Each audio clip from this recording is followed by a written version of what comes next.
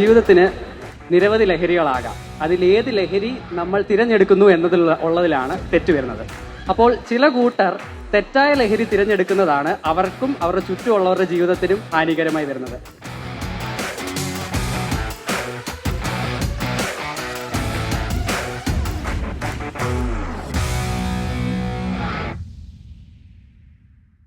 Welcome back. ക്യാമ്പസ്റത്തിൻ്റെ മറ്റൊരു എപ്പിസോഡിലേക്ക് എല്ലാവർക്കും സ്വാഗതം. അപ്പം നമുക്കിന്ന് മോഡറേറ്റേഴ്സ് ആയിട്ട് ഇവിടെ വന്നിട്ടുള്ളത് സെക്കൻഡ് ബി എയിലെ ദേവിശ്രീയും തേർഡ് ബി എയിലെ ബെനിറ്റുമാണ്. അപ്പം എന്താണ് ഇന്നത്തെ വിഷയം എന്താണെന്ന് നിങ്ങൾക്ക് ദേവിശ്രീ നിങ്ങളോട് പറയുന്നതായിരിക്കും. നമ്മുടെ ഇന്നത്തെ ഡിബേറ്റിന്റെ വിഷയം ക്യാമ്പസ് ജീവിതവും ലഹരിയും എന്നാണ്. അപ്പോൾ എന്താണ് ബെനിറ്റ്, അതിനെക്കുറിച്ച് ഒന്ന് വിശദീകരിക്കാവോ? പണ്ട് ക്യാമ്പസ് ജീവിതം എന്നൊക്കെ പറഞ്ഞ ഒരു ലഹരി, ഒരു ആവേശമൊക്കെ ആയിരുന്നില്ലേ?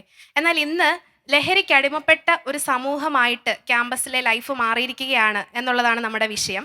അപ്പോൾ നമ്മളെ വിദ്യാർത്ഥികൾ ഇവിടെ അണിനിരക്കുന്നുണ്ട്. നമുക്ക് ഓരോരുത്തരായിട്ട് അഭിപ്രായങ്ങൾ ചോദിക്കാം. അവർക്ക് എന്താണ് പറയാനുള്ളത്? ക്യാമ്പസിൽ ലഹരി ഉപയോഗം ഉണ്ട് എന്നാണോ അതെയോ ഇല്ല എന്നാണോ, അത് വെറും ഒരു തെറ്റിദ്ധാരണ മാത്രമാണോ എന്ന് നമുക്ക് ഓഡിയൻസിനോട് ചോദിക്കാം. സുഹൃത്തുക്കളെ, നിങ്ങൾ എന്താണ് മിണ്ടാതിരിക്കുന്നത്? എന്തെങ്കിലുമൊക്കെ പറയൂ. ക്യാമ്പസിൽ ലഹരി ഉണ്ടോ? ലഹരിയുടെ അടിമകളാണോ ഇന്നത്തെ യുവജനങ്ങൾ? എന്താണ് നിങ്ങളുടെ അഭിപ്രായം? ക്യാമ്പസുകളിൽ ഇന്ന് ലഹരിയുടെ ഉപയോഗം ഉണ്ട് എന്നുള്ളതാണ് നമുക്ക് പൊതുവായി നമുക്കുള്ള അറിവെന്ന് പറയുന്നത്.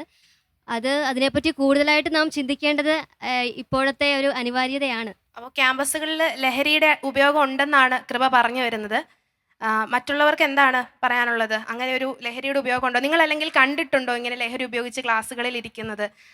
അല്ലെങ്കിൽ സംശയിച്ചിട്ടുണ്ടോ ആരെങ്കിലും? അത് സംശയത്തിൻ്റെ അടിസ്ഥാനം എന്താണ് എന്നൊക്കെ നിങ്ങൾക്കൊന്ന് പറയാമോ? എൻ്റെ ഒരു അഭിപ്രായത്തിൽ ചുമ്മാ നമ്മൾ നോക്കുമ്പോൾ അങ്ങനെ ആരും ലഹരി ഉപയോഗിക്കുന്നവരായിട്ട് അങ്ങനെ തോന്നാറില്ല. പിന്നെ നമ്മൾ കുറച്ചും കൂടെ ഡീറ്റെയിൽ ആയിട്ട് അന്വേഷിച്ചാലേ ഉള്ളൂ ഇതിനെക്കുറിച്ച് അറിയാൻ പറ്റത്തുള്ളൂ എന്നാണ് എനിക്ക് തോന്നിയിട്ടുള്ളത്. പിന്നെ നമ്മൾ വാർത്തകളിൽ നിന്നൊക്കെ ലഭിക്കുന്ന വിവരങ്ങളും അതൊക്കെയാണ് കൂടുതലായിട്ടും ഇതിനെ നമുക്ക് മനസ്സിലാക്കാൻ പറ്റുന്നത്. ജെറിൻ പറയുന്നത് വാർത്തകളിൽ നിന്നുമാണ് നമ്മൾ ഈ കാര്യം ഏറ്റവും കൂടുതൽ അറിയുന്നത്, അല്ലാതെ നേരിട്ട് നമുക്കൊരു അനുഭവം ഇല്ല എന്നാണ്. നിങ്ങൾക്കൊക്കെ അങ്ങനെ തന്നെയാണോ? അവരെന്തുകൊണ്ടാണ് ലഹരി ഉപയോഗിക്കുന്നത് എന്ന് നമ്മൾ ചിന്തിക്കാറുണ്ട്. കാരണം ഇപ്പോഴത്തെ ഇത് സ്കൂളിലായിക്കോട്ടെ ക്യാമ്പസുകളിലായിക്കോട്ടെ ഈ ലഹരിക്കെതിരെ ഉള്ളൊരു ബോധവൽക്കരണം അത് നടത്തുന്നതെന്ന് പറഞ്ഞാൽ തന്നെ നമ്മൾ കേട്ട് വഴിയ പോലെ സാധനം അവർ കുറച്ച് സിഗരറ്റിൻ്റെയും ബീഡിയുടെയും ഇതൊക്കെ പറയും. അത് വലിച്ചാൽ ക്യാൻസർ വരും, ഇത് വലിച്ചാൽ അവിടെ ഇത് വരും, മറ്റേത് വരും, അങ്ങനെ ഇങ്ങനെ പറഞ്ഞ് കേട്ട് തഴമ്പിച്ച് തന്നെ ഇവർ പിന്നെയും പറഞ്ഞുകൊണ്ടിരിക്കുകയാണ്. അഥവാ എന്നിട്ട് പിന്നെ ഇത് ഉപയോഗിക്കുന്ന പിള്ളേരെ കുറേ പേരെ പിടിച്ച് കുറേ സിസ്റ്റർമാരോ അല്ലെങ്കിൽ അത് അച്ഛന്മാരോ അവരെ പിടിച്ച് കുറേ കൗൺസിലിംഗ് കൊടുക്കും. ഇപ്പം ഇതൊക്കെ എഫക്റ്റീവാണോ? ഇവർ ഈ ചെയ്യുന്ന എഫക്റ്റീവാണോ? ഇപ്പം ഞാൻ മനസ്സിലാക്കിയത് വെച്ച് ഇപ്പം കുട്ടികൾ അല്ലെങ്കിൽ സ്കൂളിലായിക്കോട്ടെ ക്യാമ്പസുകളിലായിക്കോട്ടെ കൂടുതൽ കുട്ടികളും ഈ ലഹരി ഉപയോഗിക്കാനുള്ള വലിയൊരു കാരണമെന്ന് പറഞ്ഞാൽ അവരുടെ ഇപ്പോഴത്തെ ഒരു ലൈഫ് സ്റ്റൈലാണ്. കാരണം നല്ല രീതിയിൽ കുട്ടികളിൽ ഈ ഡിപ്രഷനും അതുപോലെ തന്നെ അവരുടെ മൈൻഡിനെ ബാധിക്കുന്ന ഒരുപാട് പ്രശ്നങ്ങളുണ്ട്. അത് അവരുടെ ഫാമിലി മാറ്റേഴ്സ് ആയിരിക്കാം, അല്ലെങ്കിൽ അവരുടെ സോഷ്യലിൽ അവരുടെ പ്രശ്നങ്ങളായിരിക്കാം, അങ്ങനെ പല കാര്യങ്ങളും ഉണ്ട്. പല കുട്ടികളും ഇപ്പം ഉൾവലിഞ്ഞുകൊണ്ടിരിക്കുകയാണ് ഉള്ളിലേക്ക്, ഒരു ഇൻട്രോവേർട്സ് ആയിക്കൊണ്ടിരിക്കുകയാണ് കുട്ടികൾ. അവരുടെ എന്തെങ്കിലും പ്രശ്നം ഉണ്ടായാലും അവർ ആരുമായിട്ടും പങ്കുവയ്ക്കാൻ പറ്റുന്നില്ല. അങ്ങനെ ഒരുപാട് പ്രശ്നങ്ങളുണ്ട്. അപ്പോൾ പ്രവീൺ പറഞ്ഞത് കുടുംബ സാഹചര്യവും ലോക്ക്ഡൗൺ കഴിഞ്ഞുണ്ടായ ഒരു കുട്ടികൾക്ക് എല്ലാവർക്കും അനുഭവപ്പെടുന്ന മാനസിക സമ്മർദ്ദം ഒക്കെയാണ് ലഹരിയുടെ ഉപയോഗത്തിലേക്ക് നയിക്കുന്നത് എന്നാണ്. കോവിഡ് വന്നുകൊണ്ടാണ് ലഹരിയിലേക്ക് എല്ലാവരും അടിമപ്പെട്ടെന്നുള്ളത് അത്ര ശരിയായ ഒരു നിഗമനമാണെന്ന് എനിക്ക് തോന്നുന്നില്ല. കാരണം കോവിഡിന് മുമ്പും കോളേജുകൾക്കും ഈ യുവജനങ്ങളുള്ള സ്ഥലങ്ങളിലും ഈ ലഹരിയുടെ ഉപയോഗം ഉണ്ട്. അപ്പോൾ ഈ പറഞ്ഞ മാതിരി ഫാമിലിയുള്ള പ്രശ്നങ്ങളും അതുപോലെ തന്നെ അവരുടെ മാനസികാവസ്ഥ കൊണ്ട് മാത്രമല്ല പിള്ളേർ ലഹരിക്ക് അടിമപ്പെട്ടു പോകുന്നത്. അതായത് വെറുതെ ഒരു രസത്തിന് വേണ്ടി ചെയ്യുന്നവരുണ്ട്. അത് സഹപാഠികൾ അത് കണ്ട് ചെയ്തപ്പോൾ വാടാ നമുക്കൊന്ന് ട്രൈ ചെയ്ത് നോക്കാം, അങ്ങനെ വെറുതെ ഒരു ചുമ്മാ ഇതിനു വേണ്ടി ട്രൈ ചെയ്തിട്ട് അവരതിന് അടിമപ്പെട്ടു പോകുന്നവരുണ്ട് ഈ ലോകത്ത്. ഈ ലഹരിയുടെ ഇത് പറയുമ്പോൾ ഇപ്പം ലഹരി ഉപയോഗിക്കാത്ത ആൾക്കാരെ തന്നെ പലരും ജഡ്ജ് ചെയ്യുന്ന കണ്ടിട്ടുണ്ട്. ഇപ്പം ക്യാമ്പസുകളിൽ ഇപ്പം മുടി നീട്ടി വളർത്തുകയോ അല്ലെങ്കിൽ ഒരു സ്ക്രാച്ച് ഉള്ള പാൻറ് ഇടുകയോ ചെയ്ത് കഴിഞ്ഞ ഉടനെ അവൻ കഞ്ചാവാ, അവൻ പോകുന്നുണ്ട്, അവൻ കഞ്ചാവാണെന്ന് അങ്ങനെ ഒരു ടോക്ക് യൂഷ്വലി ഉണ്ട്. ഇതിപ്പം ഈ ലഹരി ഉപയോഗിച്ചാലും ഇല്ലേലും അങ്ങനെ ഒരു ടോക്കുണ്ട്. പിന്നെ ഈ ലഹരി ക്യാമ്പസുകളിൽ ഉണ്ടോ എന്ന് ചോദിച്ചാൽ നമുക്കത് പറയാൻ പറ്റത്തില്ല. കാരണം ഇല്ലെന്ന് നമുക്ക് പറയാൻ പറ്റത്തില്ല. കാരണം നമ്മൾ ഈ വെളിയിലോട്ട് വരുന്ന വാർത്തകളെ നമ്മൾ ന്യൂസിൽ കാണുന്നുള്ളൂ. ഇപ്പോൾ പല ഇങ്ങനത്തുള്ള ക്യാമ്പസുകൾ ഇത്തരം കാര്യങ്ങൾ പിടിച്ചാൽ തന്നെ അവരുടെ റെപ്യൂട്ടേഷനെ ബാധിക്കും എന്നുള്ള ഒരു പേരിൽ പലരും ഹൈഡ് ചെയ്യുന്നുണ്ട്. കാരണം അവരുടെ ഒരു റെപ്യൂട്ടേഷനെ ബാധിക്കും, അല്ലെങ്കിൽ മറ്റുള്ള ഇനി അവരുടെ ആ ക്യാമ്പസിൽ പഠിക്കുന്ന പിള്ളേർക്ക് അല്ലെ അവരുടെ മാതാപിതാക്കൾ ഇതിനെ ക്വസ്റ്റ്യൻ ചെയ്യുമോ, അങ്ങനെ ഒരു ഫിയർ ഉള്ളതുകൊണ്ട് അങ്ങനെ കഴിവതും ക്യാമ്പസുകളിൽ പിടിക്കുന്ന കാര്യങ്ങളൊന്നും വരുന്നില്ല എന്നാണ് എൻ്റെ ഒരു ധാരണ. അതേപോലെ തന്നെ നമ്മൾ കേൾക്കുന്ന പലതും ഈ ഫോണുകളിൽ മറ്റും റെക്കോർഡ് ചെയ്തതോ അല്ലെങ്കിൽ അങ്ങനത്തെ ഇതായിട്ടുള്ള, പിന്നെ ഈ പോലീസിൻ്റെ സ്പെഷ്യൽ സ്ക്വാഡുകളോ മറ്റോ ഒക്കെ ഉണ്ട് ഈ മഫ്തിയിലൊക്കെ നടക്കുന്ന, അവരുടെയൊക്കെ ഒരു ഇൻഫർമേഷൻ വെച്ച് അവർ പിടിക്കുന്ന കാര്യങ്ങൾ മാത്രമേ നമുക്ക് ഈ മീഡിയാസിലും ഒക്കെ കാണാൻ പറ്റുന്നുള്ളൂ. അല്ലാതെ ഇതിലും ഇരട്ടി ഇത്തരത്തിലുള്ള പിടിക്കപ്പെട്ട ഇത്തരം കേസുകളൊക്കെ ഈ ഒരു റെപ്യൂട്ടേഷൻ്റെ പേരിൽ അവർ അതൊക്കെ ഒതുക്കി തീർക്കുകയാണെന്നാണ് തോന്നുന്നത്. അപ്പോൾ എന്താണ്, ലഹരി ഉപയോഗിക്കുന്നുണ്ടോ ഇല്ലയോ, നമ്മൾ എന്ത് വിശ്വസിക്കണം? നമ്മൾ കാണുന്ന വാർത്തകളെ വിശ്വസിക്കണോ, അതെയോ നമ്മൾ ചുറ്റും കാണുന്ന നമ്മുടെ തൊട്ടടുത്തിരിക്കുന്ന ആൾക്കാരെ വിശ്വസിക്കണോ? ചുറ്റുപാടുകളും നമ്മൾ പല കാര്യങ്ങൾ കണ്ടിട്ടുണ്ട്. ഇപ്പം ഉപയോഗിക്കുന്നവരെ നമ്മൾ കാണാറുണ്ട്, പക്ഷെ നമ്മൾ പലപ്പോഴും ഒന്നും മിണ്ടാറില്ല. നമ്മൾ എത്രയൊക്കെ തത്വങ്ങൾ പറഞ്ഞാൽ നമുക്ക് നമ്മുടെ കാര്യമാണ്. അതുപോലെ തന്നെ ഇപ്പം തലമുടി നീട്ടി വളർത്തുന്നതോ പാൻ്റടിച്ച് വളർത്തുന്നതോ ഒന്നും ലഹരി ഉപയോഗിക്കുന്ന ലക്ഷണമായിട്ട് സമൂഹം കണ്ടുപിടിച്ചിട്ടില്ല. അത് ശരിക്കും പറഞ്ഞാൽ മനുഷ്യൻ്റെയൊക്കെ മുൻവിധികളാണ്, പ്രൊജഡ്യൂസുകളാണ്. അത് അങ്ങനെ ആവണം. അല്ലെങ്കിൽ ലഹരി ഉപയോഗിക്കാത്ത ഒരാൾ മുടിയും വെട്ടി ചന്ദ്രനും തൊട്ട് നടക്കുന്ന ഒരാൾ വലിയ ക്ലിയർ ആവുന്നൊന്നുമല്ല. അങ്ങനെയുള്ളവനായിരിക്കാം ചിലപ്പോൾ കൂടുതൽ പേടിക്കേണ്ടത്. മുടി വളർത്തി പാൻ്റ് അടിച്ച് നടക്കുന്നവനൊക്കെ അതൊക്കെ അവൻ കഞ്ചാവാണെന്നൊക്കെ പറയുന്നത് സമൂഹത്തിൻ്റെ ഒരു മുൻവിധികളാണ്. നമുക്ക് അതിനെയൊന്നും വിശ്വസിക്കാനായിട്ട് പറ്റുകയില്ല. പക്ഷെ അങ്ങനെ ഒരു മുൻവിധി നിലനിൽക്കുന്നില്ലേ സമൂഹത്തിൽ? നിലനിൽക്കുന്നുണ്ട്. അപ്പോൾ പലരും മാറ്റാനായിട്ട് തയ്യാറല്ല. അതെന്താണ് തിരുത്താൻ തയ്യാറാകാത്തത്? എന്തെങ്കിലും ഭയമാണോ? തീർച്ചയായും ഭയങ്ങളാവാം. ഇപ്പം നമ്മൾ കാണുമ്പോൾ ഓർക്കും, അയ്യോ അവൻ എന്നാ വിചാരിക്കും. അത് ഭയം കൊണ്ട് മാത്രമല്ല, അതാണ് മുമ്പേ പറഞ്ഞത്, തത്വങ്ങൾ പറയുന്നുണ്ടെങ്കിൽ നമുക്ക് നമ്മുടെ കാര്യം മാത്രം, നമുക്ക് നമ്മുടെ പോലും കാര്യങ്ങൾ നോക്കാൻ സമയമില്ല. അപ്പോൾ തീർച്ചയായിട്ടും ഒരാൾ നശിക്കുന്ന കാണുമ്പം ഇപ്പോഴത്തെ സമൂഹത്തിൻ്റെ നില അനുസരിച്ച് അവൻ നശിക്കട്ടെ എന്ന് മാത്രമേ നമ്മൾ ചിന്തിക്കാറുള്ളൂ. നമ്മൾ എപ്പോഴും ഉയരുക എന്നുള്ളതാണ് നമ്മുടെ ഒരു ലക്ഷ്യം എന്ന് പറയുന്നത്. അപ്പം നമ്മൾ അതിനെ പ്രതികരിക്കാനായിട്ട് നമ്മൾ തയ്യാറാവുന്നില്ല എന്നുള്ളതാണ് ഇത്തരത്തിലുള്ള ഉപയോഗങ്ങൾ കൂടാനായിട്ടുള്ള പ്രധാനമായിട്ടുള്ള ഒരു കാരണം. അപ്പോൾ ദേവിശ്രീ സ്വന്തം കാര്യം മാത്രം നോക്കി നിൽക്കുന്ന ഒരു തലമുറയാണ് എന്നാണ് അശ്വിൻ അഭിപ്രായം പറയുന്നത്. പക്ഷേ നമ്മുടെ ഒരു പ്രിയ സുഹൃത്ത് ലഹരിക്ക് അടിമയാണെന്ന് അറിഞ്ഞാൽ അവനെ ഏതെങ്കിലും രീതിയിൽ അതിൽ നിന്ന് പിന്തിരിപ്പിക്കാൻ നമ്മളെ കൊണ്ട് സാധിക്കില്ലേ? സാധിക്കുമെന്നാണ് എൻ്റെ പക്ഷം. നമുക്ക് അത് ശരിക്കും സാധിക്കണം. നമ്മുടെ പ്രിയപ്പെട്ട സുഹൃത്തുക്കളെ ഇതിൽ നിന്ന് തിരിച്ചു കൊണ്ടുവരാൻ സാധിക്കേണ്ടതായിട്ടുണ്ട്. അതിന് നമുക്ക് ഏറ്റവും ചെയ്യാൻ പറ്റുന്ന കാര്യം അവരുമായിട്ടൊരു നല്ല ബന്ധം ആദ്യം തന്നെ നമ്മൾ ഉണ്ടാക്കിയെടുക്കണം. നല്ല ബന്ധം എന്ന് പറയുമ്പോൾ അവരെ ശരിക്കും നമ്മൾ ഇൻസ്പയർ ചെയ്യണം. നമ്മുടെ പ്രവർത്തികൾ കൊണ്ടും നമ്മൾ ശരിയാണെന്നുള്ള അവർക്കൊരു ബോധ്യം കിട്ടിയിട്ടുണ്ടെങ്കിൽ അവർ നമ്മൾ പറയുന്ന കാര്യങ്ങൾ അംഗീകരിക്കുമെന്നാണ് എനിക്ക് തോന്നിയിട്ടുള്ളത്. അപ്പം ആ ഒരു രീതിയിൽ ഒരു തരത്തിൽ നമുക്കവരെ ലഹരിയിൽ നിന്ന് തിരിച്ചു കൊണ്ടുവരാൻ പറ്റുമെന്നാണ് എൻ്റെ അഭിപ്രായം. അതെ, എനിക്കും തോന്നുന്നത് നമ്മൾ ഈ കോളേജുകളിലെല്ലാം അല്ലെങ്കിൽ ക്യാമ്പസുകളിൽ ലഹരി ഉപയോഗം ഉണ്ടെന്ന് പറയുമ്പോഴും നമ്മൾ അതിനെപ്പറ്റി ഒരുപാട് കാരണങ്ങളും വാദഗതികളും ഒക്കെ മുഴക്കുമ്പോഴും ആ കുട്ടികളുടെ ഉപയോഗിക്കുന്ന വിദ്യാർത്ഥികളെ കണ്ടെത്തി അവരുടെ ബേസിക് ആയിട്ടുള്ള ഏറ്റവും അവരുടെ എന്താണ് പ്രശ്നം എന്നുള്ളത് അറിഞ്ഞ് മനസ്സിലാക്കി അതിനെതിരെ നമുക്ക് എന്താണ് ചെയ്യാൻ പറ്റുന്നതെന്നൊരു നടപടി എടുക്കുവാണെങ്കിൽ നല്ലതായിരിക്കും. വെറുതെ കുറേ കേന്ദ്രങ്ങളിലേക്കോ അല്ലെങ്കിൽ കൗൺസിലിംഗ് പോലെ അങ്ങനെ അതും നല്ലതാണ്. പക്ഷെ അല്ലാതെ നമുക്ക് അധ്യാപകരിലൂടെയും നമുക്ക് ആ കുട്ടികളെ നേർവഴിക്ക് കൊണ്ടുവരാനോ ഒക്കെ നമുക്ക് സാധിക്കും. ജെറിൻ പറഞ്ഞതുപോലെ നല്ലൊരു ബന്ധം സ്ഥാപിച്ച് അല്ലെങ്കിൽ ആ ഒരു വിധത്തിലൂടെയും നമുക്ക് അവരെ തിരിച്ചു കൊണ്ടുവരാൻ സാധിക്കുമെന്നാണ് എനിക്ക് തോന്നുന്നത്. ഞാനിപ്പോൾ കൃപ പറഞ്ഞതിനെ ഞാൻ സപ്പോർട്ട് ചെയ്യുന്നു. അപ്പം എൻ്റെ ഒരു അഭിപ്രായത്തിൽ അല്ലെങ്കിൽ എനിക്കൊരു ചോദ്യമായിട്ടുള്ള ഈ ക്യാമ്പസുകൾ ഇത്തരത്തിൽ എന്താണ് ചെയ്യുന്നത്? ഇങ്ങനൊരു ലഹരിക്കെതിരെ എന്താണ് എന്താ ഒരു കൗൺസിലിങ്ങോ അല്ലെങ്കിൽ എന്താ പറയുക, നമുക്ക് ഈ ആരാധനയോ അങ്ങനത്തെ സംഭവങ്ങളൊക്കെ ചെയ്യുന്നുണ്ട്. അപ്പം ഇത്തരത്തിലുള്ള ആൾക്കാരെയൊക്കെ വിളിച്ചു വെക്കുന്നു. എന്നിട്ട് ഒരു ദിവസത്തേക്ക് വർഷത്തിൽ ഒരു ദിവസം എല്ലാ ക്യാമ്പസുകളിലും കാണും, എല്ലാവരെയും വിളിച്ചു വരുത്തും. എന്നിട്ട് അന്നത്തെ ദിവസം ഭയങ്കരമായിട്ട് പോസ്റ്ററുകൾ ചെയ്യും, അല്ലെങ്കിൽ അന്ന് പോസ്റ്റുകൾ ഇടും. ഇത്തരത്തിലുള്ള ഒരു പ്രവർത്തനം കൊണ്ട് സത്യം പറഞ്ഞാൽ ഇവർ എന്താ ഇങ്ങനെ ഇതിനെതിരെ ഇവർ ചെയ്യുന്നത് ഫലവത്താകുന്നുണ്ടോ നമ്മളൊന്ന് അന്വേഷിക്കേണ്ടതാണ്. കാരണം ഇവരിത്തിരി ധ്യാനങ്ങളും അല്ലെങ്കിൽ ഇത്തരം കാര്യങ്ങളും ഒക്കെ പറയുന്നത് നമ്മൾ ഒരു ദിവസത്തേക്ക് മാത്രമായിട്ടല്ലേ. സത്യം പറഞ്ഞാൽ നമ്മൾ അത് കേൾക്കുക, ഓക്കെ ശരി, അന്ന് മൊത്തം വെച്ചു ഓക്കെ എന്ന് പറഞ്ഞിട്ട് നമ്മൾ വീട്ടിൽ പോവില്ലേ വളരെ സാധാരണ? ശരിയാണ്. ഒരു ദിവസം കറക്റ്റ് 10 മണി തൊട്ട് 4 മണി വരെ മാത്രം നീണ്ടു നിൽക്കുന്ന ഒരു പ്രവർത്തനം. അതിൽ കൂടുതൽ ഇതിൽ നമ്മുടെ ക്യാമ്പസുകളോ നമ്മുടെ അധ്യാപകരോ അല്ലെങ്കിൽ നമ്മുടെ സമൂഹമോ ഈ ലഹരിയെ എങ്ങനെയാണ് കാണുന്നതെന്ന് സംശയിക്കേണ്ടിയിരിക്കുന്നു. അപ്പോൾ എൻ്റെ ചോദ്യം ഇതാണ്, എവിടുന്ന് ഇവർക്കൊക്കെ ലഹരി കിട്ടുന്നു? അല്ലെങ്കിൽ ഇത്തരം ഉപയോഗിക്കുന്ന ഈ പദാർത്ഥങ്ങൾ കുട്ടികളിലേക്ക് എങ്ങനെ കിട്ടുന്നു? അതൊരു ചോദ്യമല്ലേ? അല്ലെ, നമ്മൾ എന്താണ് നമ്മൾ ലഹരി എന്ന് പറഞ്ഞ് നമ്മൾ കാണുന്നത്? കള്ളോ അതോ സിഗരറ്റോ അല്ലെങ്കിൽ കഞ്ചാവോ, ഇതാണോ ലഹരി എന്ന് പറയുന്നത്? ഇതിനും അപ്പുറം എത്രയോ വലുതാണ് ഇതിൻ്റെ ഒരു ലോകം എന്ന് പറയുന്നത്. ഇപ്പം സ്റ്റാമ്പുകളിൽ അല്ലെങ്കിൽ നമ്മൾ ഈ കേൾക്കുന്ന ന്യൂസുകളിലാണെങ്കിലും ഇവർ ഭയങ്കര ലിമിറ്റഡ് ആയിട്ടുള്ളൊരു ഇതേ പറയുന്നുള്ളൂ. ഇതിൻ്റെ ഒരു ഇവർ പറയും അത് അങ്ങനെയാണ് ഇങ്ങനെയാണ്, ഇത്ര ലോകങ്ങൾ വരുന്നു. അല്ലെങ്കിൽ ഇത് എങ്ങനെയാണ് പ്രവർത്തിക്കുന്നത്, ഇതെങ്ങനെയാണ് ഇതിൻ്റെ സപ്ലൈ നടക്കുന്നത്? നമ്മൾ എന്താ പറയുക, നമ്മുടെ അച്ഛൻ്റെ കാലം തൊട്ടേ ഇതിനെതിരെ ഇവർ പ്രവർത്തിക്കാൻ തുടങ്ങിയ ഇപ്പോഴതിലും അഡ്വാൻസ്ഡ് ആയിട്ടുള്ള ഡ്രഗ്സ് വരുന്നു. എന്താണ് കാരണം? ഇതിനെ തടയാനായിട്ട് ഇവരെന്താണ് ചെയ്യുന്നത്? അല്ലെ ഇവരിതിൻ്റെ റൂട്ട് തപ്പിപ്പോയിട്ട് അവരവിടെ ബ്ലോക്കായി നിൽക്കുക. ബാക്കി എങ്ങോട്ട് എവിടുന്ന് സപ്ലൈ വരുന്നതെന്ന് അറിയാതെ അവർ ബ്ലോക്കായി നിൽക്കുക. അങ്ങനെയാണ് ഒരുമാതിരി എല്ലാ കേസുകളും. ഞാൻ ഈ യൂട്യൂബുകളിൽ ഇത്തരം വീഡിയോസ് ഞാൻ കാണും. ഈ നമ്മുടെ ഇതിൻ്റെ ഈ അന്വേഷണങ്ങളെ, കേസുകളെ, ഈ പേഴ്സണലായിട്ടുള്ള ഇത്തരം അന്വേഷണങ്ങളൊക്കെ ഞാൻ നോക്കും. അപ്പം അവർ ഇത്തിരി എവിഡൻസ് അവർ തരുന്നുണ്ട്. ഇവർ ഇത്തരം കേസുകൾ ഇത്തരം കേസുകളെല്ലാം ഒരുമാതിരി എല്ലാ പോലീസ് സ്റ്റേഷനുകളിലും അടച്ച് വെച്ചേക്കുക. കാരണം അതിൻ്റെ ബാക്കി അവർക്ക് സോഴ്സ് കണ്ടുപിടിക്കാൻ പറ്റുന്നില്ല. കാരണം അവർ പറയുന്നത് മറ്റൊരു രാജ്യം ഇതുമായിട്ട് കോപ്പറേറ്റ് ചെയ്യുന്നില്ല, അല്ലെങ്കിൽ വേറൊരു എംബസി ഇവരുമായിട്ട് കോപ്പറേറ്റ് ചെയ്യുന്നില്ല.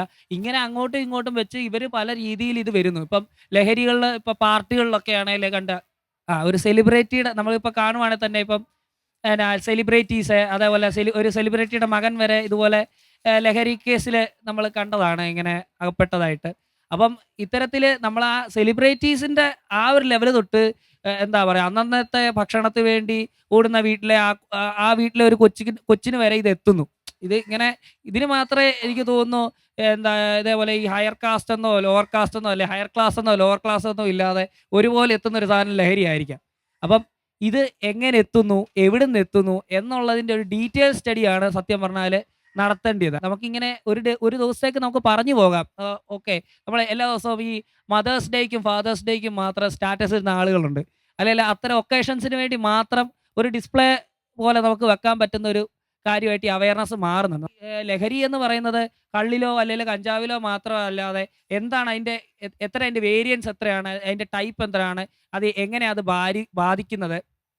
ചിലത് ലെഫ്റ്റ് ബ്രെയിനെ ബാധിക്കുന്നുണ്ട്, ചിലത് റൈറ്റ് ബ്രെയിനെ ബാധിക്കുന്നുണ്ട്, സെല്ലുലർ ഡാമേജ് വരെ ഉണ്ടാകുന്നുണ്ട്. അപ്പോൾ അതിൻ്റെ എന്താണെന്നുള്ളത് നമ്മുടെ ഇത്തരം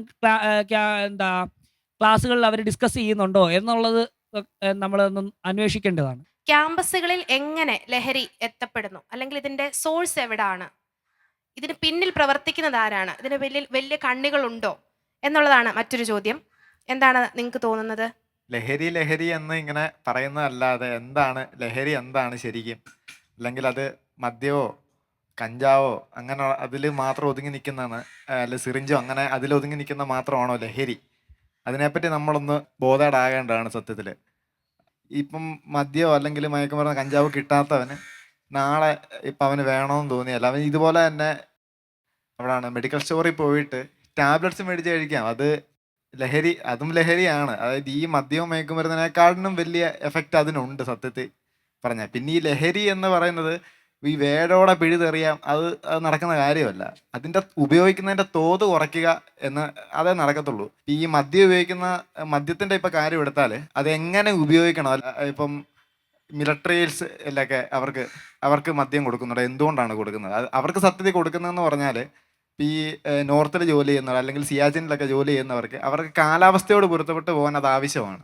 അപ്പം പുറത്തുള്ളവരെന്ന് പറഞ്ഞാൽ നമ്മുടെ ഇവിടുത്തെ പോലെ അടിച്ച് വീരായിട്ട് പാമ്പായി അങ്ങനെ വാള് വെക്കാൻ വേണ്ടി അല്ല. അങ്ങനല്ല ശരിക്കും ലഹരി ഉപയോഗിക്കേണ്ടത്. അപ്പം അതെങ്ങനെ ഉപയോഗിക്കണം എന്ന് വെച്ചാൽ ഞാൻ എല്ലാ ലഹരി ഉപയോഗിക്കണമെന്നല്ല ഞാൻ പറയുന്നത്. അതിനെ മര്യാദയ്ക്ക് എൻ്റെ മദ്യത്തിൻ്റെ കാര്യത്തിലാണ് ഞാൻ പറഞ്ഞത്. അതിനെ മര്യാദയ്ക്ക് എങ്ങനെ ഉപയോഗിക്കണം എന്നുള്ളൊരു മെസ്സേജ് കൊടുക്കണം. അല്ലാണ്ട് എല്ലാവരും കൂടെ കൂടി കുറച്ച് പൈസ ഷെയർ ഇട്ടൊരു ഫുള്ളെടുത്ത് ഇങ്ങനെ അങ്ങനെ ഒരു രീതിയിലേക്ക് പോകാം. അത് മെയിനായിട്ട് കുട്ടികളുടെ ഇതിൽ തന്നെയാണ് പറഞ്ഞത്. അങ്ങനെ ഒരു രീതിയിലേക്ക് പോവാതെ ആരോഗ്യപരമായിട്ട് അതിനെ എങ്ങനെ ഉപയോഗിക്കണം എന്ന് കുട്ടികൾക്ക് പറഞ്ഞു കൊടുക്കേണ്ടത് ആവശ്യമാണ്. ഇപ്പം എൻ്റെ ഒരു സുഹൃത്ത് ലഹരി ഉപയോഗിക്കുന്നതാണ്, നീ ഉപയോഗിക്കരുത് എന്ന് എനിക്ക് പറയുന്നതിനേക്കാളും എനിക്ക് കംഫർട്ടബിൾ ആയിട്ടുള്ള നീ ഉപയോഗം കുറയ്ക്കണം അല്ലെങ്കിൽ മര്യാദയ്ക്ക് ഉപയോഗിക്കണം എന്ന് എനിക്ക് പറയാൻ പറ്റത്തുള്ളൂ. നീ ഉപയോഗിക്കാൻ പാടില്ല എന്ന് എനിക്ക് അയാളെ തിരുത്താൻ എനിക്ക് സ്വാതന്ത്ര്യമില്ല സത്യത്തിൽ. പിന്നെ എൻ്റെ അത്ര ഇൻറ്റിമേറ്റ് സുഹൃത്താണെങ്കിൽ ഞാൻ പറയും ഇത് കൂടിപ്പോലെ എന്താണ് പ്രശ്നം, അല്ലെങ്കിൽ നിന്റെ ഭാവി അല്ലെങ്കിൽ നിന്റെ ഫാമിലീനെ ഇതെങ്ങനെ ബാധിക്കുന്നു എന്ന് എനിക്ക് വേണം അവന് പറഞ്ഞു കൊടുക്കുക. പിന്നെ ഇത് എത്തിപ്പെടുന്ന കാര്യം അതുപോലെ ഡിമാൻഡ് ഉള്ളിടത്ത് സപ്ലൈ എന്താണേലും ഉണ്ടാകും. ഇപ്പം നമ്മളിപ്പോൾ കഞ്ചാവിൻ്റെ കാര്യം എടുത്താൽ പത്രത്തിൽ വന്നത് ഈ റിപ്പോർട്ട് അനുസരിച്ച് ഏറ്റവും കൂടുതൽ വരുന്ന ആന്ധ്രാപ്രദേശിൽ നിന്നാണെന്നാണ് പറഞ്ഞത്. കാരണം അവിടുത്തെ മണ്ണ് ഇത് വളരെ അനുയോജ്യമായ മണ്ണാണ്. അതുകൊണ്ട് അവിടെ നിന്നാണ് ഏറ്റവും കൂടുതൽ വരുന്നത്. അത് വരുന്നത് ട്രെയിനിലും KSRTC ബസ്സിലും ആണെന്നാണ് പറയുന്നത്. കാരണം അവിടെ പെട്ടെന്ന് അങ്ങനെ ചെക്കിങ് ഉണ്ടാകുന്നില്ല. അപ്പം ഇത് വലിയൊരു ചെയിനാണ്. ഇപ്പം ആ ചെയിനിൽ എവിടെയെങ്കിലും സ്റ്റോപ്പ് ചെയ്യുക അങ്ങനെയൊക്കെ നടക്കത്തുള്ളൂ. അല്ലാതെ ഇപ്പം എനിക്ക് ഇവിടെ കിട്ടിയില്ലെങ്കിൽ കോട്ടയത്ത് ഈ സെയിം സാധനം കിട്ടിയാൽ എനിക്ക് അതുപോലെ ആവശ്യമാണ്, ഞാൻ കോട്ടയത്ത് പോയി മേടിക്കും. ഡിമാൻഡ് ഉള്ളിടത്ത് സപ്ലൈ എന്താണല്ലോ ഉണ്ടാവും. അപ്പം ഒരു പ്രിവെൻഷൻ സിസ്റ്റം ഉണ്ടാക്കുക, അല്ലെങ്കിൽ ഈ ചെയിൻ എവിടെയെങ്കിലും ഒന്ന് ബ്രേക്ക് ചെയ്യുക. പോലീസും അല്ലെങ്കിൽ ഇങ്ങനെ ആൻറ്റി നാർക്കോട്ടിക്സ് ഒക്കെ കുറച്ചുകൂടെ വിജിലൻ്റ് ആകണം ഇതിനൊക്കെ. അല്ലാണ്ട് ഇപ്പം ലഹരി ഉപയോഗിക്കുന്നതിനെ പിടിച്ച് 2 ഇടി കൊടുത്താലൊന്നും അത് മാറാനൊന്നും പോകുന്നില്ല. എന്താണ് ലഹരി എന്ന് നമുക്കൊരു ബോധം ഉണ്ടാകുക, എങ്ങനെ അതിനെ സമീപിക്കണമെന്നും ഒരു ബോധം ഉണ്ടാകുക, അതിൻ്റെ പാർശ്വഫലങ്ങൾ അല്ലെങ്കിൽ നമ്മളെ മറ്റുള്ളവരെ അതെങ്ങനെ ബാധിക്കുന്നു, അതിൻ്റെ കോൺസിക്വൻസ് എന്താണെന്ന് ഒരു ബോധം ഉണ്ടാവുക. അത് മികച്ച രീതിയിൽ, അത് വേണ്ട രീതിയിൽ കുട്ടികളിലേക്ക് എത്തിക്കാൻ ശ്രമിക്കുക. അതിന് പോലീസിൻ്റെ ഉത്തരവാദിത്തം മാത്രമല്ല, ടീച്ചേഴ്സിൻ്റെ, നമ്മുടെ ഫ്രണ്ട്സിൻ്റെ എല്ലാവരുടെ ഉത്തരവാദിത്തം തന്നെയാണ്. അപ്പോൾ ഫലപ്രദമായ രീതിയിൽ എങ്ങനെ അതിന് തടയിടാം എന്നാണ് പ്രവീൺ ഇപ്പോൾ പറഞ്ഞത്. അപ്പം നമ്മുടെ ഗവൺമെന്റ് തന്നെ ഇവിടെ സംസ്ഥാനത്ത് പബ്ബുകളൊക്കെ തുടങ്ങാനുള്ള തീരുമാനങ്ങൾ എടുത്തിട്ടുണ്ട്. അപ്പോൾ ഇതിനെക്കുറിച്ച് എന്താണ് നിങ്ങളുടെ അഭിപ്രായം? നിങ്ങൾ എല്ലാവരും ഇതിനെ സപ്പോർട്ട് ചെയ്യുന്നുണ്ടോ? ആഘോഷങ്ങളും മദ്യമായിട്ട് ബന്ധം എന്താന്ന് ചോദിച്ചാൽ, ആഘോഷങ്ങൾക്ക് മദ്യം വേണമെന്നുള്ള അല്ലെങ്കിൽ മദ്യമോ ലഹരിയോ എന്തെങ്കിലും വേണമെന്നുള്ളൊരു കാഴ്ചപ്പാടിലേക്ക് എത്തിയിരിക്കും. ശരിക്കും ആഘോഷങ്ങൾക്ക് ഒരിക്കലും ലഹരിയുടെ ആവശ്യങ്ങൾ വരുന്നില്ല. ആഘോഷം എന്ന് പറയുന്ന മനസ്സിൻ്റെ ഉള്ളിൽ നിന്ന് വരുന്ന ഒരു സംഗതിയാണ്. പക്ഷെ അതിനകത്ത് എന്തിനാണ് ലഹരിയായിട്ട് കൂട്ടിക്കുഴയ്ക്കുന്നത്? ഇപ്പോൾ പബ്ബുകൾ വന്നെന്ന് വെച്ചാൽ അവിടെ ലഹരി വിതരണം ചെയ്യണ്ട എന്നുള്ളൊരു തീരുമാനം കൂടെ ഇപ്പോൾ എടുക്കാൻ സാധിക്കുന്നതാണ്. അപ്പം ലഹരിയിൽ മാത്രം ആശ്രയിച്ച് ജീവിക്കുന്ന ഒരു യുവജനങ്ങളെ അതിലേക്ക് കൂടുതൽ ഇൻവോൾവ് ആക്കാതെ പബ്ബുകളിൽ ഇത് നിരോധിക്കുകയല്ല, ഇതിൻ്റെ നിയന്ത്രണങ്ങൾ കൂട്ടിക്കൊണ്ടുവരിക. എന്നിട്ട് ആഘോഷങ്ങൾക്കുള്ള സ്പേസ്, അതേപോലെ അവർക്ക് പുതിയ പുതിയ കാര്യങ്ങളിലേക്ക്, ആക്ടിവിറ്റികളിലേക്ക് കൊണ്ടുവരാനൊക്കെ ശ്രദ്ധിക്കുന്നതായിരിക്കും കുറച്ചും കൂടെ നല്ലതെന്ന് എനിക്ക് തോന്നുന്നു. പബ്ബുകൾ എന്ന് പറഞ്ഞാൽ തന്നെ ലഹരി സുലഭമായി കിട്ടുന്ന ഒരു സ്ഥലം എന്നൊരു വ്യാഖ്യാനം കൂടി ഇല്ലേ? അതിപ്പം നമ്മൾ ബാംഗ്ലൂർ അതുപോലെയുള്ള മറ്റ് സ്റ്റേറ്റുകളിലൊക്കെ കാണുന്നതല്ലേ. അത് ഇപ്പം എല്ലായിടത്തും ഒരേപോലെ കൊണ്ടുവരണമെന്ന് ഇല്ലല്ലോ. ജീവിതമാകണം ലഹരി എന്നാണ് ശ്രീരാഗ് പറയുന്നത്. മറ്റെന്തെങ്കിലും അഭിപ്രായമുണ്ടോ? അപ്പോൾ ആനന്ദത്തിന് വേണ്ടി ലഹരി ഉപയോഗിക്കുന്ന, ആനന്ദത്തിന് വേണ്ടി ലഹരി അല്ലാതെ മറ്റനേകം മാർഗങ്ങളുണ്ടല്ലോ, പിന്നെ ലഹരി ഉപയോഗിക്കേണ്ട ആവശ്യമുണ്ടോ? മറ്റെന്ത് മാർഗങ്ങളാണ്? ഇപ്പോൾ സിനിമ കാണുന്നത് അല്ലെങ്കിൽ പാട്ട് കേൾക്കുന്നത്, അതൊക്കെ ഓരോരുത്തരുടെ ലഹരികളാണല്ലോ. അപ്പം ലഹരിയിലേക്ക് മയക്കുമരുന്നിൻ്റെ ഉപയോഗത്തിലേക്ക് പോകേണ്ട കാര്യമുണ്ടോ? ഇപ്പം പറഞ്ഞ് ലഹരി ആവശ്യമുണ്ടോ എന്ന് ചോദിക്കുന്നു. സത്യമാണ്, സിനിമ കാണുന്നത് ഒരാൾക്ക് ലഹരിയാണ്, പാട്ട് കേൾക്കുന്ന വേറൊരാൾക്ക് ലഹരിയാണ്, ഡാൻസ് കളിക്കുന്ന വേറൊരാൾക്ക് ലഹരിയാണ്. എല്ലാവരുടെയും ലഹരി ഒരുപോലെ ഇരിക്കണമെന്നുണ്ടോ? ഇല്ലല്ലോ. ഇപ്പം ഞാൻ പറയും, ഇപ്പം രാത്രി അല്ലെങ്കിൽ ഒരു 8 മണിക്കൂർ പണിയെടുക്കുന്ന ഒരു മനുഷ്യൻ, ഈ മനുഷ്യൻ വന്നിട്ട് ഇച്ചിരി കള്ള് കുടിച്ച് കഴിഞ്ഞിട്ടാണ് കിടന്ന് ഉറങ്ങുന്നത്. ഈ കള്ള് കുടിക്കുന്നതിനെ നമ്മൾ അയാൾ കുടിക്കാൻ പാടില്ല, കാരണം അങ്ങനെ പറയാൻ നമുക്ക് പറ്റത്തില്ല. കാരണം അയാൾ അത്രയും കഷ്ടപ്പെട്ടാണ് വന്ന് കുടിക്കുന്നത്. എന്ന് വെച്ചാൽ കഷ്ടപ്പെട്ട് പണിയെടുത്തിട്ടാണ് അദ്ദേഹത്തിന് ആ വേദന മാറാനോ അല്ലെങ്കിൽ ആ ഒരു പ്രശ്നമൊക്കെ മാറാനായിട്ടായിരിക്കും അദ്ദേഹം കുടിക്കുന്നത്. പക്ഷേ ഇത് പ്രശ്നം എവിടെയാകുന്നു? ഇതിൻ്റെ എന്താ പറയുക, ഇപ്പോൾ പ്രവീൺ നേരത്തെ പറഞ്ഞുകൊണ്ട് ഈ ഒരു സാധനം കഴിക്കേണ്ടതിൻ്റെ അളവ് അറിയാതെ പറഞ്ഞ പോലെ തന്നെ ചുമ്മാ അടിച്ച് പാമ്പായി വീലായി വന്നിട്ട് ഇങ്ങനെ അത്തപ്പൂക്കളം പോലെ സംഭവം ഇടാൻ മാത്രമേ നമ്മുടെ സമൂഹത്തിലുള്ള ആളുകൾ കണ്ടിട്ടുള്ളൂ. അതല്ലാതെ വെളിരാജ്യങ്ങളിൽ വൈൻ പോലുള്ള കാര്യങ്ങൾ, ബിയറൊക്കെ കുടിക്കുന്ന ആളുകളുണ്ട്. അതിൻ്റെ ശാസ്ത്രീയ ഗുണങ്ങളും ഉണ്ട്. അപ്പോൾ എല്ലാ ലഹരി അല്ലെങ്കിൽ ഈ വൈന് അല്ലെങ്കിൽ ബിയറൊക്കെ കുടിക്കുന്നത് എല്ലാം തെറ്റാണെന്നല്ല. അതിൻ്റെ ഒരു ക്വാണ്ടിറ്റിയുടെ അപ്പുറം അല്ലെങ്കിൽ ക്വാളിറ്റിയുടെ അപ്പുറം പോകുമ്പോഴത്തേക്കാണ് പ്രശ്നം. ചിലർ പറയുമായിരിക്കും സർക്കാർ കള്ള് ഷാപ്പുകൾ അല്ലെങ്കിൽ ബാറുകൾ തുടങ്ങിയിട്ടുണ്ട്. ഈ ബാറുകളും കൊണ്ട് തന്നെയാണല്ലേ ഇവർ ഏറ്റവും കൂടുതൽ വരുമാനം വരുന്ന ബാറിൽ നിന്നാണ്. അപ്പം എല്ലാവരും ചോദിക്കുമായിരിക്കും, എന്തിനാണ് ഈ ബാറുകൾ തുടങ്ങുന്നത്? ഈ ബാറുകൾ തുടങ്ങിയിട്ട് തന്നെ ഈ ലഹരിക്കെതിരെ അതേപോലെ തന്നെ അവർ പറയും ലഹരി ഉപയോഗിക്കരുത്, മറ്റാണ് നമ്മൾ മറ്റേ ഈ പാൻ പരാഗ് അതിൻ്റെയൊക്കെ പായ്ക്കറ്റിൽ കാണും ഈ ആത്തപ്പൂവിൻ്റെ ഷേപ്പിലിരിക്കുന്ന സാധനങ്ങളൊക്കെ. അല്ലെ നമ്മൾ തിയേറ്ററിൽ നമ്മൾ സിനിമ കാണാം, നമുക്ക് നല്ല ആസ്വദിച്ചിട്ട് സിനിമ കാണാൻ കയറുമ്പോഴത്തേക്കും കെയിന് ശ്വാസകോശം സ്പോഞ്ച് പോലെയാണ് എന്നുള്ള ആ ഒരു പരസ്യമൊക്കെ വരുന്നത് കാണാം. പക്ഷെ അത് കണ്ടു കഴിയുമ്പോഴത്തേക്കായിരിക്കും ഇപ്പുറം ഇരിക്കുന്ന സീറ്റിലിരിക്കുന്നവനോ അല്ലെ കള്ളു കുടിക്കുന്ന അല്ലെ സിഗരറ്റ് വലിക്കുന്ന ഒരാൾ നേരെ പോയിട്ട് ഒരു സിഗരറ്റ് വലിക്കുന്ന കാണുന്നത്. കാരണം അത്രയ്ക്ക് സ്ട്രെസ്ഡ് ആവുകയാണ്.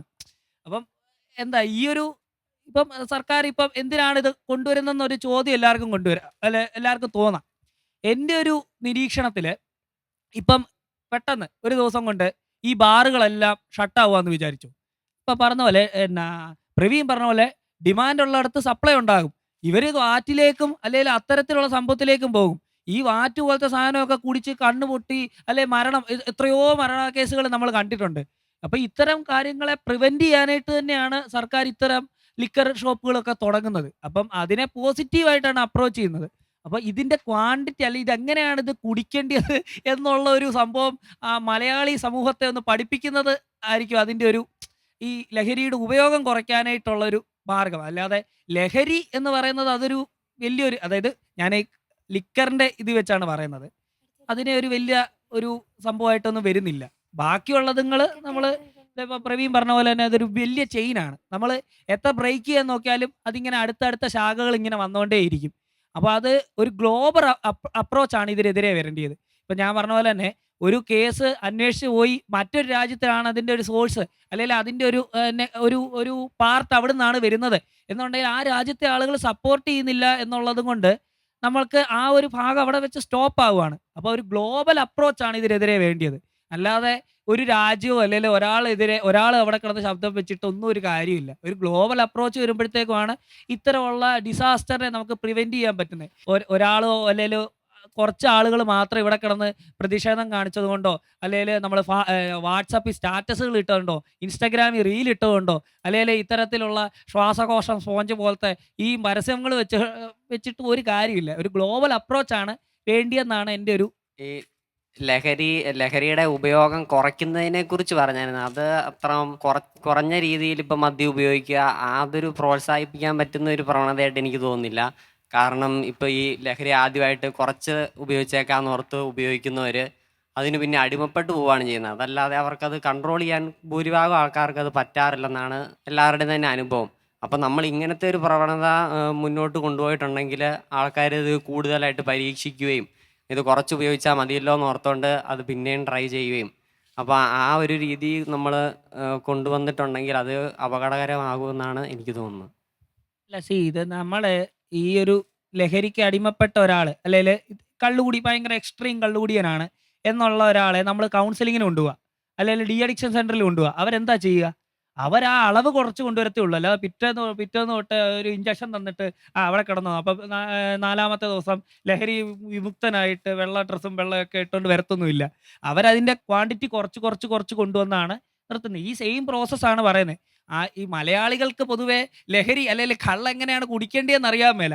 നമ്മൾ കുടിച്ചോണ്ടിരുന്ന ഈ അന്തിക്കള്ള അല്ലെങ്കിൽ അത്തരത്തിലുള്ള സംഭവങ്ങളൊക്കെ അതൊക്കെ എന്ന് പറഞ്ഞാൽ ഒരു തരത്തിൽ നേച്ചറിൽ തന്നെ ഉണ്ടാകുന്ന സാധനങ്ങളാണ്. അല്ലാതെ കെമിക്കൽ സംഭവങ്ങളോ അല്ലെങ്കിൽ അതിൻ്റെ ഒരു സൈഡ് എഫക്ട്സ് ഒന്നും ഉണ്ടായതായിട്ട് എങ്ങും കേട്ടിട്ടില്ല.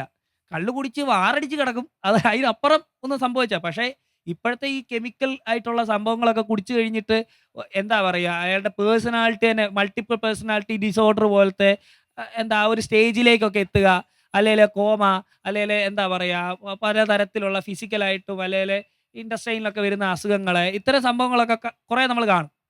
അപ്പം നമ്മൾ ഇത് ഈ ഒരു എന്താ പറയുക കുറച്ച് കൊണ്ടുവരിക. ഇതേ സെയിം സ്റ്റെപ്പ് തന്നെയാണ് എന്താ ഇവർ ഈ കൗൺസിലിങ്ങിൽ അല്ലെങ്കിൽ ഇത്തരത്തിലുള്ള ഡി അഡിക്ഷൻ സെൻറ്ററിൽ കൊണ്ടുപോകുമ്പോൾ ഇവർ സെയിം സ്റ്റെപ്പ് തന്നെയാണ്. അതിൻ്റെ കൂടെ മരുന്നുകൾ കൊടുക്കുക, അങ്ങനെ കുറച്ച് കൊണ്ടുവരിക എന്നുള്ളതാണ്. അതാണ് ഞാൻ നേരത്തെ പറഞ്ഞ പോലെ ഒരു ഗ്ലോബലായിട്ട് നമ്മൾ ഇതിനെ അപ്രോച്ച് ചെയ്ത് ഇതിൻ്റെ ആ ഒരു ക്വാളിറ്റി അവർ ഉപയോഗിക്കുന്ന രീതി കുറച്ച് കൊണ്ടുവരിക എന്നുള്ളത് ഒരു സെക്ഷൻ. ഇപ്പറേ അതിനെ പ്രിവെൻറ്റ് ചെയ്യുക, ഇതിൻ്റെ റൂട്ട് അത്തരമുള്ളതിൻ്റെ ആ ഒരു സോഴ്സ് ബ്ലോക്ക് ചെയ്യുകയും സൈമൾട്ടേനിയസ്ലി നമ്മൾ ഇപ്പറേ ഇതേപോലുള്ള ആ ഒരു ലഹരിയെ നമ്മൾ കുറച്ച് കൊണ്ടുവരിക.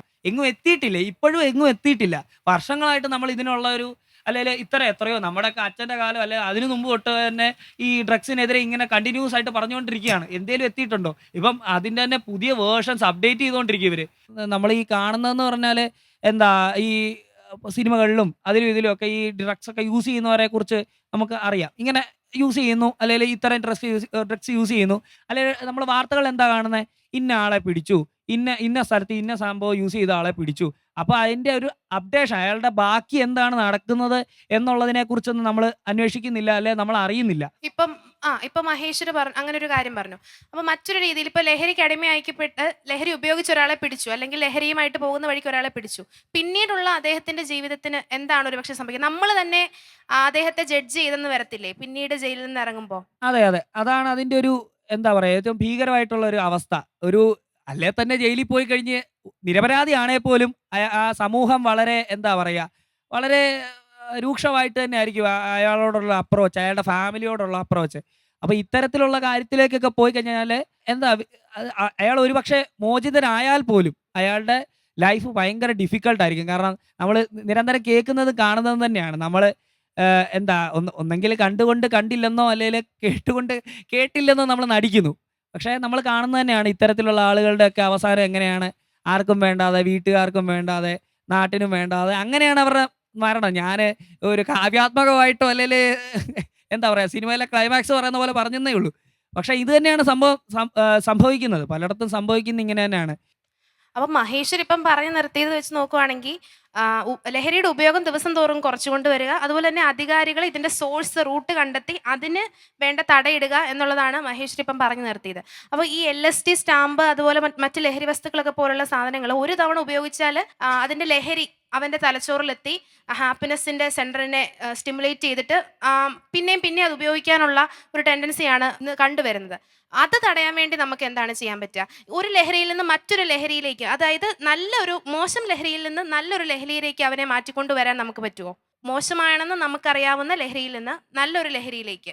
ഈ നല്ല ലഹരി, മോശം ലഹരി, അങ്ങനെ ലഹരികളെ നമുക്ക് രണ്ടായിട്ട് തിരിക്കാൻ പറ്റത്തില്ലല്ലോ. എന്താണ് ഈ ലഹരി എന്ന് പറഞ്ഞ്, അല്ലെങ്കിൽ ഈ മോശം ലഹരി, നല്ല ലഹരി എന്ന് പറയുന്നത് ഉദ്ദേശിക്കുന്നത്? ജീവന് ഹാനികരമല്ലാത്ത ലഹരികളുണ്ടല്ലോ, ആരോഗ്യത്തിന് ഹാനികരമല്ലാത്ത ലഹരി. ആരോഗ്യത്തിന് ഹാനികരമല്ലാത്ത ലഹരികൾ അപ്പോൾ ഉപയോഗിക്കാന്നാണോ പറയുന്നത്?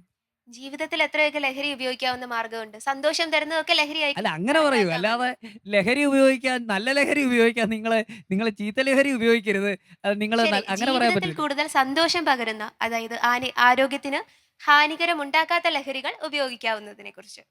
ഇപ്പം പറഞ്ഞ പോലെ നമ്മളിപ്പോൾ ഈ ലഹരിയുടെ കോൺസിക്വൻസസിനെ കുറിച്ച് ശരിക്കും മനസ്സിലാക്കേണ്ടതുണ്ട്. ഇപ്പം സ്പിരിറ്റ് എന്ന് പറഞ്ഞ സിനിമയുടെ കാര്യം പറഞ്ഞു. അപ്പോൾ അതിൽ ശരിക്കും ഒരു ലഹരി ഉപയോഗിക്കുന്ന ഒരാൾക്ക് ഉണ്ടാകുന്ന കോൺസിക്വൻസ് ശരിക്കും കാണിക്കുന്നുണ്ട്. ഇപ്പോൾ ഒരാളുടെ മരണം കാണിക്കുന്നുണ്ട്. അതുപോലെ തന്നെ അയാൾ ലഹരിയിൽ നിന്ന് മുക്തനായി കഴിഞ്ഞിട്ട് പിന്നെയുള്ള അയാളുടെ ജീവിതവും ഒക്കെ കാണിക്കുന്നുണ്ട്. അപ്പോൾ നമ്മൾ ഇതിൻ്റെ ശരിക്കും കോൺസിക്വൻസസ് എന്താണെന്ന് ശരിക്കും അറിയണം.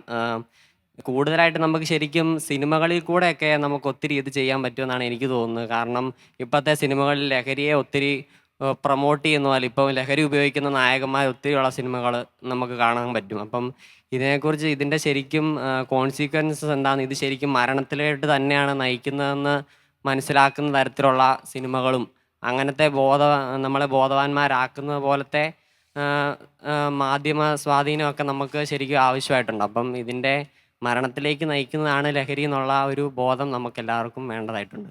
അപ്പോൾ യുവാക്കൾ ഇന്ന് കൂടുതൽ ആശ്രയിക്കുന്നത് അല്ലെങ്കിൽ കൂടുതൽ കാണുന്നത് എന്താണോ അതിലൂടെ യുവാക്കളെ ബോധവൽക്കരിക്കുക, അല്ലാതെ ഒരു ക്ലാസ് നടത്തി അതിനെ ബോധവൽക്കരിക്കുന്നത് ഫലപ്രദമല്ല എന്നുള്ളൊരു ആശയം ഇവിടെ നിന്ന് വന്നിട്ടുണ്ട്. യുവാക്കൾ ഇപ്പോൾ സിനിമകൾ കാണുന്നു, അതല്ലെങ്കിൽ മറ്റ് ഷോർട്ട് ഫിലിമുകൾ കാണുന്നു. അപ്പോൾ അങ്ങനെയുള്ള മീഡിയാസിലൂടെ ഇതിൻ്റെ മദ്യത്തിൻ്റെ ലഹരികളുടെയൊക്കെ കോൺസിക്വൻസസ് യുവാക്കളെ മനസ്സിലാക്കുന്നത് കുറച്ചും കൂടെ എഫക്റ്റീവ് ആയിരിക്കും എന്നാണ് നമ്മുടെ ഇന്നത്തെ ചർച്ചയിൽ നിന്ന് നമുക്ക് മനസ്സിലാക്കിയത്. അതുപോലെ തന്നെ ലഹരിയുടെ ഉപയോഗം കുറച്ചുകൊണ്ട് വരുന്നതിനനുസരിച്ച് അധികാരികളും അതിന് വേണ്ട തടയിടുന്നതിന് അതിൻ്റെ റൂട്ട് കണ്ടെത്തി എവിടെ നിന്ന് തടയണം എന്നുള്ളത് ശ്രമകരമായ രീതിയിൽ, അതിന് എഫക്റ്റീവ് ആയിട്ടുള്ള രീതിയിൽ തടയിടാൻ വേണ്ടി അധികാരികളും ശ്രദ്ധിക്കണം എന്നുള്ള നിരീക്ഷണം ഉയർന്നിട്ടുണ്ട്. അതുപോലെ തന്നെ ഒരു കുടുംബത്തിൽ ഒരു വ്യക്തി മദ്യം ഉപയോഗിക്കുക അല്ലെങ്കിൽ ലഹരി ഉപയോഗിക്കുകയാണെങ്കിൽ അദ്ദേഹത്തിന് മാത്രമല്ല സമൂഹത്തിന്, ആ വ്യക്തിയിലൂടെ കുടുംബത്തിലൂടെ സമൂഹത്തിനും അതിൻ്റെ ദോഷഫലങ്ങൾ ഉണ്ടാവും. അതുകൊണ്ട് തന്നെ വ്യക്തി കേന്ദ്രീകൃതമാകാതെ സമൂഹ കേന്ദ്രീകൃതമായിട്ടുള്ള ഒരു ബോധവൽക്കരണവും നൽകേണ്ടിയിരിക്കുന്നു എന്നതും നമ്മുടെ ചർച്ചയിലൂടെ ഉയർന്നു വന്നിരിക്കുന്ന മറ്റൊരു ആശയമാണ്. ലഹരിക്കെതിരെയുള്ള ഫലവത്തായ ഒരു ചർച്ചയാണ് ഇന്നിവിടെ നടന്നത്. പങ്കെടുത്ത ഏവർക്കും നന്ദി. ഏവർക്കും ജീവിതം തന്നെയാകട്ടെ ലഹരി.